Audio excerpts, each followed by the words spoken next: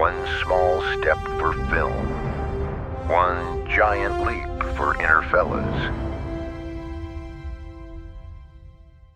All right, so I got about like 3 movies that come to mind where like immediately, I don't want to say ruined, but like I'd say like I knew 80% of the movie already. Yeah. The first one that comes to mind, back in 2016, Batman vs. Superman: Dawn of Justice. Terrible movie, but movie sucked. I might get heat for that one. Movie sucked. I love Superman. I remember so how they did. I remember, you know, the big hype about that movie was that it was coming out on the same day as Captain America: Civil War. Oh, what's gonna do better, DC versus Marvel? But in the fucking trailer, they literally show Doomsday and Wonder Woman. So you know Batman and Superman are teaming up to take on Doomsday. Even though the movie's Batman vs. Superman, like, okay, so the first hour and a half of the movie was them fighting, and then just because he says, oh, your mom's name's Martha too? We're on the same team now, let's go. Yeah, that was... Oh my God. That was so bad. I don't know who thought of that. I'm sorry. Oh my God. I want to like defend, as much as I can't. That one I can't. You can't. So, but right then and there, I'm literally waiting the entire movie. Oh, when's Doomsday showing up? And then you realize it's the last 20 minutes of the movie with Wonder Woman, who you showed in the trailer. Like, it would have been sick if like Gal Gadot just shows up and you hear her theme song. You're like, yo, now it's going down. But well, we're in like the era now where they're just trying to like, pull these like holy shit moments where they're like, oh, if we bring back someone from, we'll get to it on the third one because that's my biggest gripe, and that's the reason why we really made this episode to begin with. One thing that I always think of when I go back is like, you go watch a trailer from the 90s or 2000s, even early 2000s. They showed you enough to become like enticed or like excited to see what the movie's going to be about, but they didn't show you much.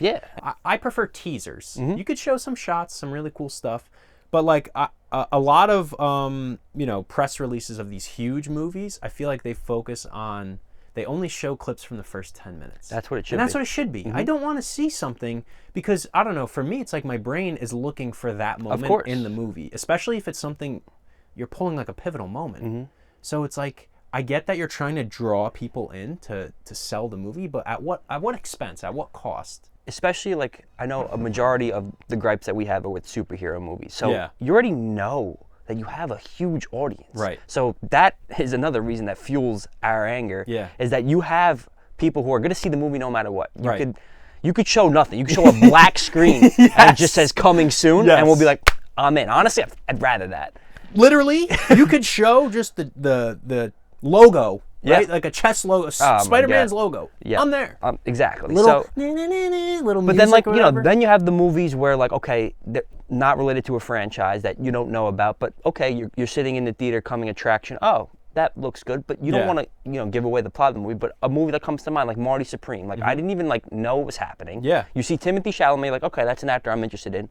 You see it's like a ping pong movie, okay, but that's what I loved about it, is that the movie wasn't really about ping pong. Right, and they didn't show that. Like, they didn't spoil it. And again, there's a balance because you have to make it, like, it's so funny how, I find it fascinating how the human, like, everybody's different, obviously, their tastes are different, but I find it so fascinating that, like, we could see a trailer and decide, oh, I want that or not. I know. I want to go see that or not. And some movies blow you away. Some movies, you see the trailer, you're like, what?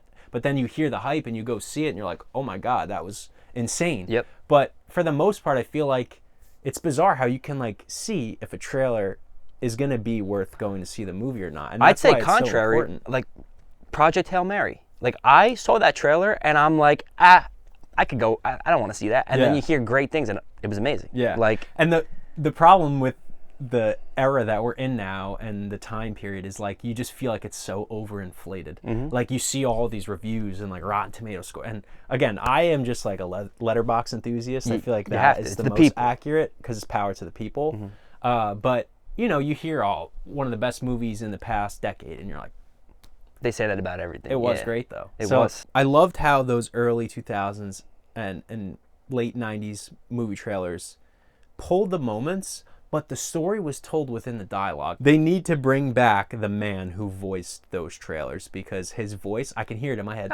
In a world. It's so fucking like, oh my. It's iconic. Oh, it is great. And everything was structured the same, which I'm fine with. I get it. It gets a little old. And nowadays, they just take a new 80s or 70s song and they make it with the fucking cinematic brass and stuff, and it's just the same fucking clip of the Rolling Stones song cut up. I'm like, come on, guys. I know. But back then I felt like, even though it was the same guy voicing and he must have made a bag,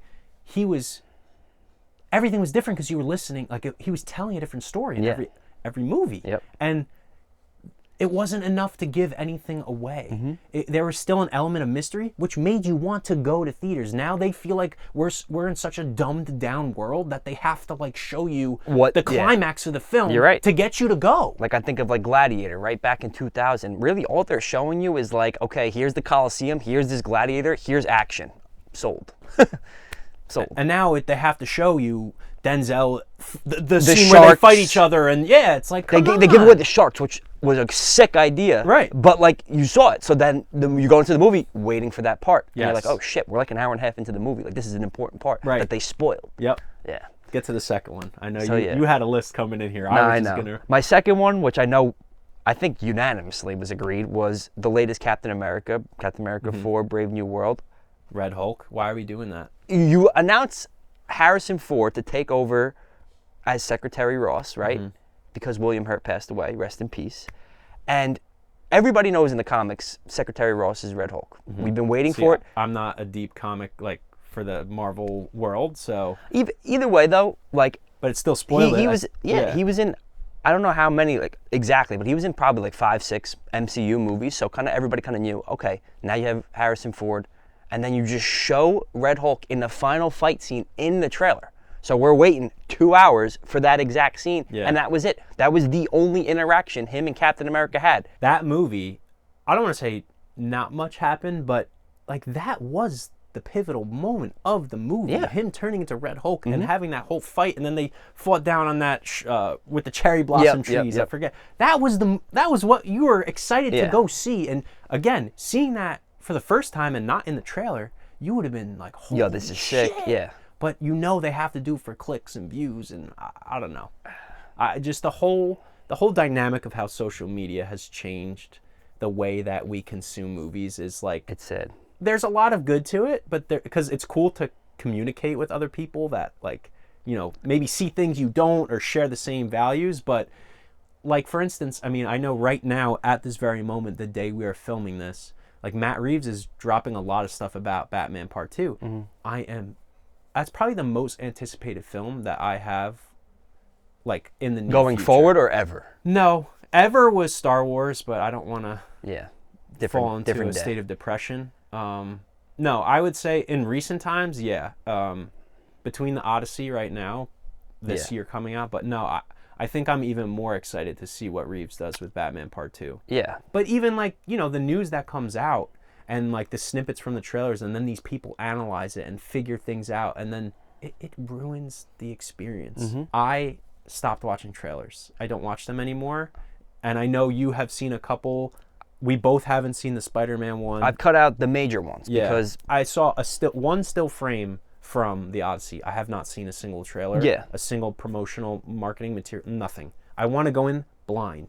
I'm on the same page. I mean, I will admit I watched the Odyssey trailer. Yeah. But Nolan is one of those directors you alluded to earlier where he just really teases the movie. Yes. Like, he shows you different characters who are in the movie. He doesn't show you what the plot is. Right. He shows maybe a cool scene here or there. That's about it. And that's all you need. Especially, that's one of the guys who we're talking about where if you just put Nolan, I'm there. Right. And now I think it's time to get into the worst. Yes. I think in history, the worst trailer of all time.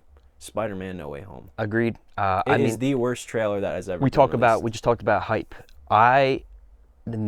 Movie and trailer. I remember like us texting, our friends texting, yo, the trailer's coming out 8 p.m. tonight. I remember like literally locking myself in my room, pitch black, full volume just to watch this thing. Yeah. And I've never been so hyped, but they ruined it. I don't want to say the entire movie, but no, they did. They did. Okay. We're going to dissect this one. The other ones we kind of talked about. I wish we could, honestly, let's pull it up frame by frame and let's dissect it. Okay. I mean, I stopped it at 4 seconds. You already showed me. You showed 6. Alfred Molina, Doc Ock, Green Goblin, Willem Dafoe, clearly made out. You show Electro, Jamie Foxx. We know you're creating the multiverse of people. Yep. You already 4 seconds in, to me, ruined the movie. Yeah, you ruined it. Because now the whole movie. And you saw in that freaking clip, he's getting Iron Man shit. Whether you know that's the nanotech or not, he's getting Iron Man shit. Right. That should be a surprise. So that was 4 seconds in. Yep. You already established the fact that all of these villains are in it from other franchises or other time periods, however you want to say, other trilogies. Mm-hmm. So we already know that you're going to see Toby and you're going to see Andrew, which to me, again, movie was still awesome. So I don't even want to, like, I loved the movie. Yeah, this is separate from the movie. We're talking about Trailers. If this trailer didn't come out, I guarantee you that would have been one of the best movie experiences we've ever had. Would have been 100%. Because, like, I think back to, like, someone like my dad, right? He's seen all the Spider-Mans, but he doesn't follow what the recent trends. He doesn't watch every Marvel trailer. So when he saw that movie and he saw Alfred Molina and William Dafoe, he had no idea. He goes, holy shit, this is fucking awesome. Because it is fucking awesome, but we knew it was happening. The biggest problem with mind you, it's already ruined, right? You already spoiled everything. We already know most of it. But this was the worst part. You show Electro fully, you showing the Green Goblin fully, you showed Sandman fully. And you hear their voices, so you know it's them. You already see them in person anyway. The worst part was the fight. Yep. How do you show, 2 minutes and 15 seconds, how do you show the climax of the film? How do you show the whole reason for watching the movie in the trailer? How do you do that? And it's not like it's not like it was a short film. Like, there you go. You showed the fight, the end fight. I'm going to come back and pause it.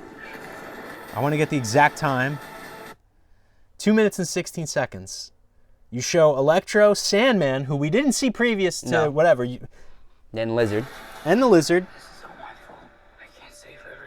And they must have cut it because... They cut it or they fixed the VFX. Because everybody saw Lizard's face get punched, and there was nobody there punching, so...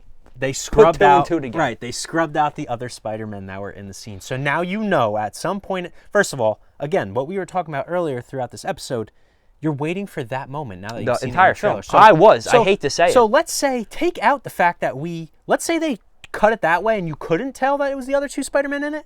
You're still waiting for the that fight. Scene. You're waiting. When are they going to fight? We know they're going to fight. It occurred to me, like, when I finally saw that shot of Electro, Sandman, and Lizard, I'm like, damn, this is the final fight.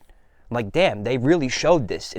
I was expecting, and we could get to what we want to have happened. That would be a whole nother. But, like, I was expecting all those villains to terrorize the entire movie. No, it was just right, and having him have to like bounce from like one to one. Like, I can't handle this. Yeah, like exactly. He's in downtown Manhattan. He's up in It's like he's at 34th and 7th watching the Rangers lose. But what they fought once, right, in the hotel. Yeah. When they were trying to remove, they fought then, and then they fought at the end. So like technically 2 fights, but still not enough. No, not enough. It's infuriating knowing, again, what the experience would have been.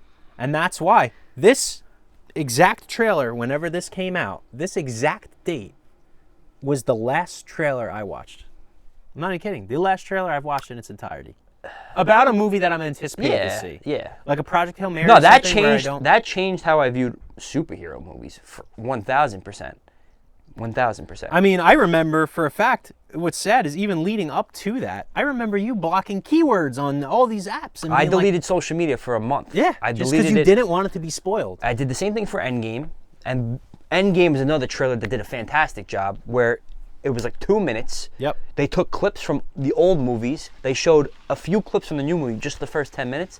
Nobody knew that in the first 15 minutes of the film, it's a 5-year skip ahead. Nobody. Yep. And that's how it should be done. But like you said, I had to delete social media because these people are spoiling everything. Like, could you imagine, like, being told, oh, yeah, by the way, Toby, and we might have had an inkling, but, yo, Toby and Andrew are in it. We went to the ends, to literally every precaution, every measure we took to avoid something. And then that's what they give us. Yeah. Of course, at that time, we were so excited to see the movie. Whatever they were putting out, I was watching. Because I'm like, God, I cannot wait. Not having the wherewithal to know they're going to give us the entire movie. I know.